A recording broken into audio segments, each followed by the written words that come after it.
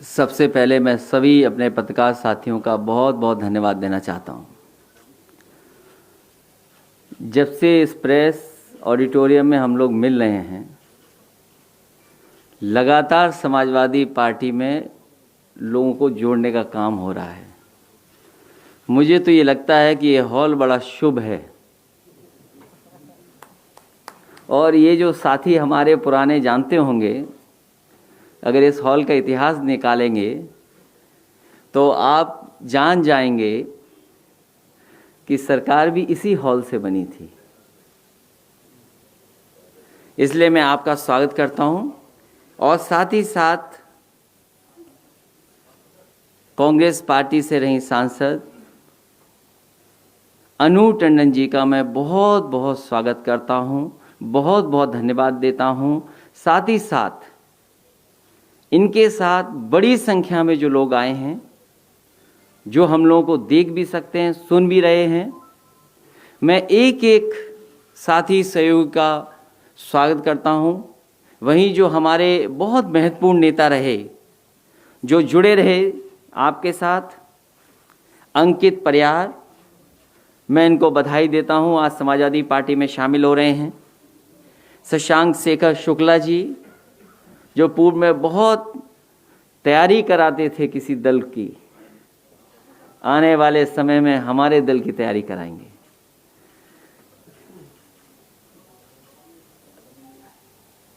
आज जो हमारे साथ हैं, उनका परिचय आप सब जानते हैं और एक समय ऐसा था कि उस क्षेत्र से मैं जब निकलता था, एक्सप्रेसवे नहीं बना था, जब मैं उस रास्ते से गुजरता था, मैं कुछ भी कहूं लोगों से, मैं अपनी पार्टी की भी बात करता था, गांव-गांव में रुकता था।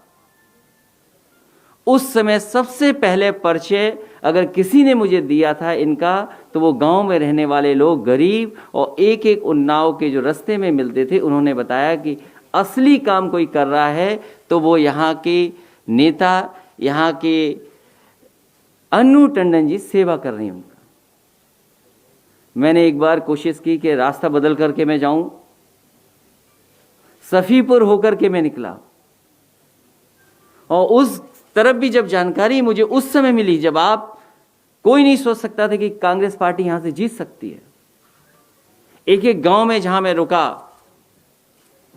और उस समय मुझे याद है एक आम का बाग था, उसके पास मैंने एक बहुत गरीब इंसान से पूछा, क्योंकि जब गाड़ी देख लेता है गरीब तो समझ जाता है कि वही बोलो जो अच्छा लगे इनको।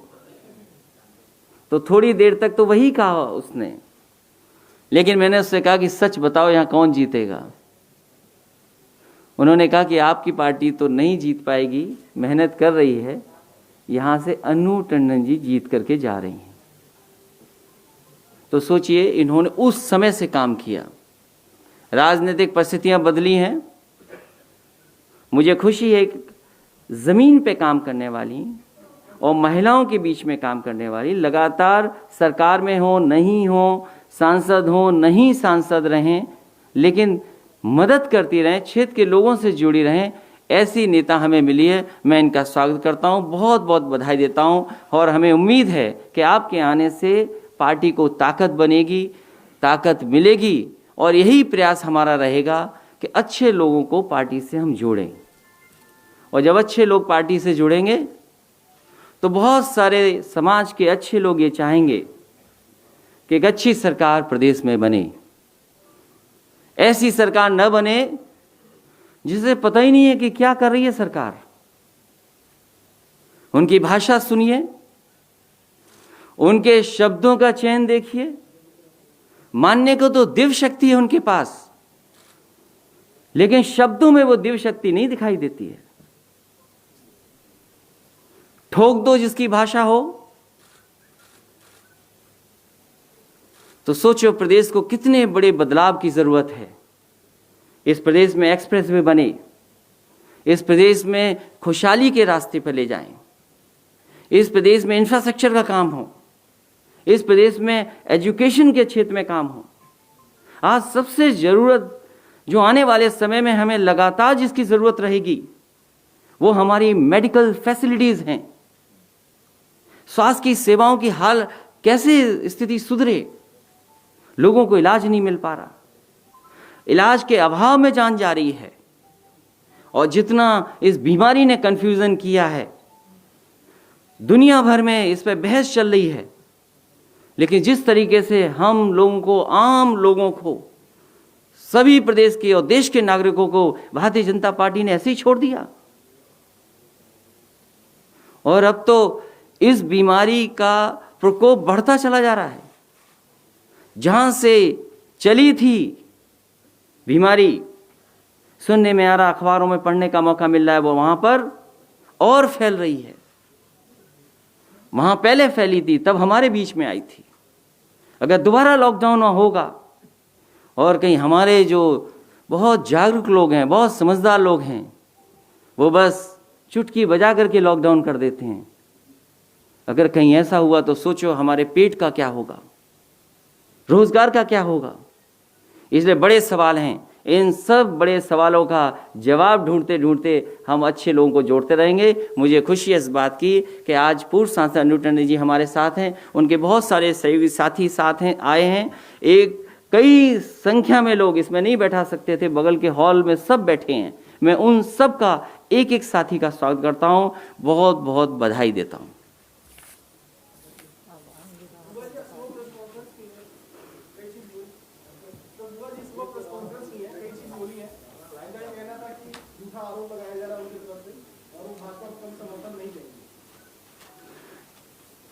आपसे ज्यादा जागरूक कोई नहीं है, और थोड़ी बहुत कमी हो, हमारे सीनियर साथी बैठे हैं, वो सब बता देंगे आपको।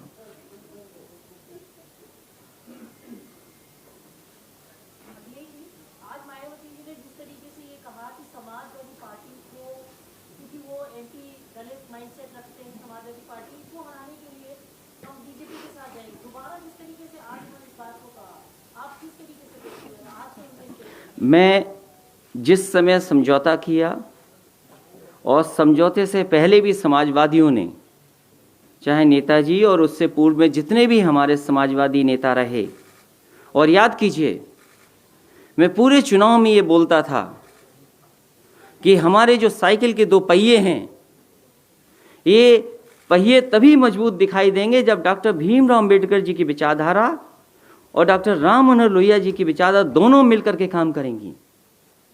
और मुझे कुछ भी छोड़ना पड़ा था, मैं उन बातों को दोबारा नहीं दोहराना चाहता हूं। मैंने साथ लिया और मेरा मकसद था कि भारतीय जनता पार्टी को रोक लें। और मुझे खुशी है इस बात की, पूरे देश में अगर किसी ने भारतीय जनता पार्टी को रोकने का काम किया तो उत्तर प्रदेश में कम से कम हम लोगों ने सीटें छीन ली। इसलिए वो गठबंधन जरूरी था, और हम किसी के खिलाफ नहीं हैं, हम सबको साथ लेकर के चलना चाहते हैं, चाहे वो समाज का कोई वर्ग हो। और जब तक हम जोड़ेंगे नहीं, तब तक भारतीय जनता पार्टी का कैसे मुकाबला करेंगे। और जो लोग ये सोचते हैं कि भारतीय जनता पार्टी को हराने के लिए वही ताकतवर हैं, तो संख्या बल भी जानते हैं आप। अभी तो चुनाव विधानसभा का आना है, एमएलसी का चुनाव तो आएगा सो आएगा। ऐसी क्या बात है कि वो एमएलसी समाजवादी पार्टी को हराना चाहते हैं, बीजेपी भी हराना चाहती है, बहुजन समाज पार्टी भी हराना चाहती है। ये राजनीति मुझे समझ में नहीं आ रही। इसीलिए मैं ये बात दोबारा कह रहा हूं कि समाजवादी पार्टी हार जाए ये बीजेपी चाहती है, समाजवादी पार्टी हार जाए ये बीएसपी चाहती है। तो ये दोनों की चाहत कहां से मिल रही है, ये सोचना आपको है। और जितना भारतीय जनता पार्टी ने नुकसान किया है दलित और पिछड़ों का, इतना नुकसान कभी नहीं हुआ होगा, और अगड़ों का भी। सोचो क्या नहीं बिक गया। जब सरकार के हाथ से सब कुछ छिन जाएगा तो संविधान ने जो हमें अधिकार दिए, बाबा भीमराव अंबेडकर जी ने जो हमें अधिकार दिए हैं, जो हमें सम्मान देने का काम किया, वो कैसे दे पाएंगे हम? कभी सोचो इस बात के लिए। अब तो हवाई जहाज बिका है, एयरपोर्ट बिके हैं, आगे और क्या ना बिक जाए। कोविड के बाद तो न जाने क्या क्या बिकेगा। तो जो बाबा भीमराव अम्बेडकर जी का सिद्धांत था, डॉक्टर राम मनोहर लोहिया जी का सिद्धांत था, उस सिद्धांत पे हम लगातार काम करेंगे। दलित, पिछड़े और रगड़े सब लोगों को साथ लेकर के आगे बढ़ने का काम साइकिल और समाजवादी पार्टी करेगी।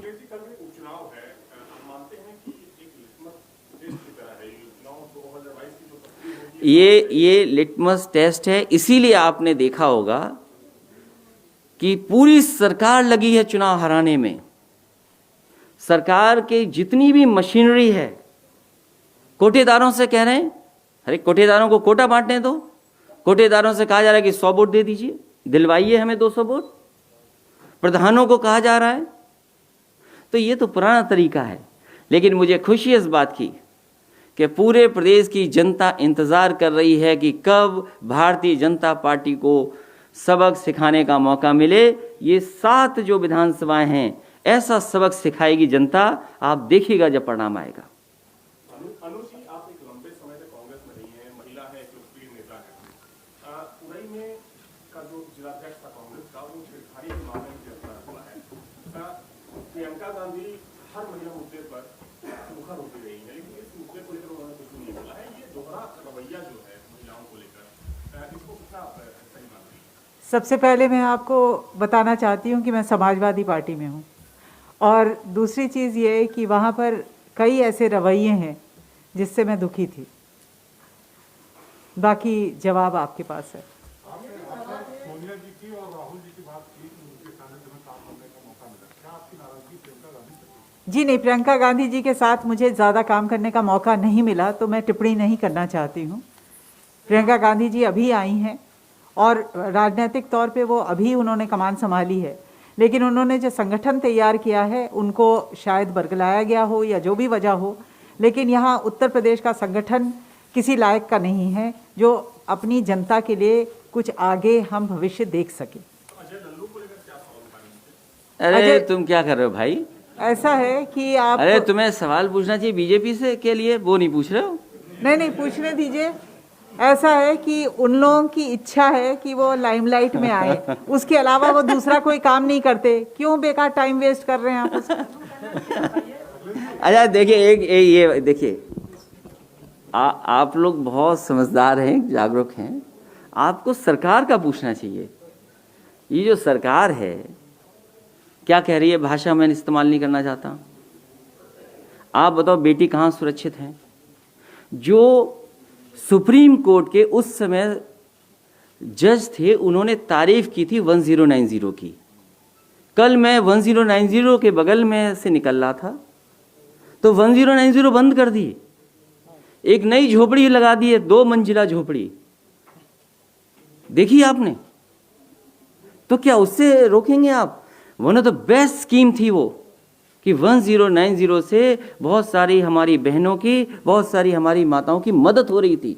और मैं तो आपसे कहूँगा एक बार डेटा देखिए आप उसका, जो हमारी सरकार में 8 लाख बहनों की मदद हुई थी।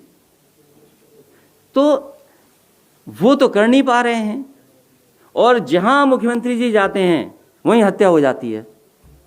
वो लोग कल गए थे, हत्या हुई कि नहीं हुई? बगल में लोगों ने एक मजदूर को मार दिया। जब मुख्यमंत्री जी गोरखपुर जाते हैं, बताओ हत्या होती है कि नहीं होती है? मैंने आपसे कहा अगर मुझे गैर कानूनी कोई चीज ढूंढनी पड़े, किसी की भी गैर कानूनी निकाल लोगे क्या? नहीं जेल में हैं लोग। क्या आजम खान साहब अगर सरकार होती तो दूसरे लोग जेल में होते कि नहीं होते? आप फर्जी बना दे रहे हैं। आपका अधिकारी, आपके सब कुछ लाओ, जिसके चाहो कहो, वो कर देती है सरकार। क्या नहीं किया सरकार ने? तो सरकार ऐसी है। मैं जानता हूं सरकार क्या चाहती है। सरकार विकास पे नहीं चाहती बहस। सरकार किसान की आय दोगुनी कब होगी उस पर बात नहीं करना चाहती। कभी हमने सपना देखा था कि गाजीपुर में मंडी बनेगी, सुल्तानपुर में मंडी बनेगी, आजमगढ़ में मंडी बनेगी। क्या ये लंबी लंबी बात करने वाले लोग क्या मंडी के लिए जमीन ली है? कहते थे एक्सप्रेसवे सस्ता बनाएंगे। कौन नहीं चाहता कि आपने अपने लोगों को खुश करने के लिए एक्सप्रेसवे का टेंडर में बदले और स्पेसिफिकेशंस बदले। आप टेक्निकल स्पेसिफिकेशन में बात कर लीजिए। कोई अच्छी कंपनी आपके यहाँ काम करने क्यों नहीं आ रही है? क्यों नहीं आ रही है? आप बताइए। आप सवाल करिए कि ग्रीन जो सोलर में इन्वेस्टमेंट होना था, बड़ी बड़ी बातें की गई। एक यूनिट भी अगर बनी हो तो बता दो हमें आप। इस सरकार ने अगर एक यूनिट भी बिजली बनाई हो तो बताएं। चाहे वो मुनव्वर राणा साहब हों, चाहे आजम खां साहब हों, मैं जानता हूं सरकार क्या चाहती है। सरकार ये भी याद रखे कि सरकारें आती हैं जाती हैं, अधिकारियों को इतनी ताकत दे दोगे आप, इतना दबाव बना करके जो चाहोगे वैसी रिपोर्ट लिखवा लोगे और कार्रवाई कर दोगे, तो न जाने कितनी इलीगल चीजें हैं। आप पता कर लीजिए शुक्लागंज कौन सा लीगल है पूरा। सरकार चाहेगी तो नुकसान कर देगी, सरकार जब चाहती तब ठेला हटा देती। आज ठेले लगे हुए तो लीगल है। सोचो आप। और आपके तो साथी खुद ही जेल गए हैं कहीं, तब भी नहीं सोच रहे आप। आपके कई साथी अभी भी जेल में हैं, जब छूटेंगे तो हम मिलेंगे उनसे। नहीं, इन्होंने तो किताब लिखी है, अच्छी किताब तो लिखी, आपने तो नहीं जाओगे। उसी का नुकसान हो रहा है, तो ज्यादा मत लिखो।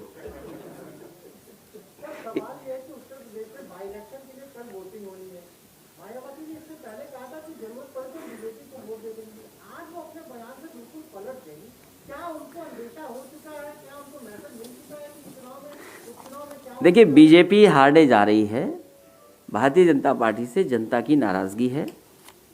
किसी सवाल का जवाब भारतीय जनता पार्टी के पास नहीं है। इसलिए उत्तर प्रदेश को, देश को भारतीय जनता पार्टी से बचाना है। ये हमारे लिए, आपके लिए और हम समाजवादियों के लिए बड़ा मुद्दा है। देश का संविधान खतरे में है।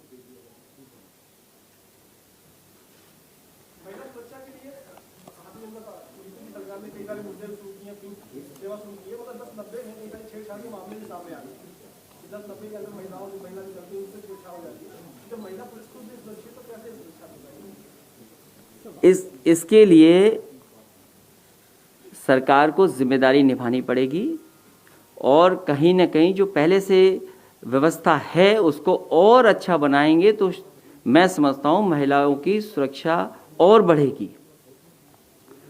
मैं आप सभी पत्रकार साथियों का बहुत बहुत धन्यवाद देता हूं और जो इस हॉल में आए उन सब का स्वागत करता हूं। साथ ही मैं दो साथी हैं, उनसे कहूंगा कि आ जाए पीछे। आ जाओ, आ जाओ। हाँ, नहीं, आ जाओ।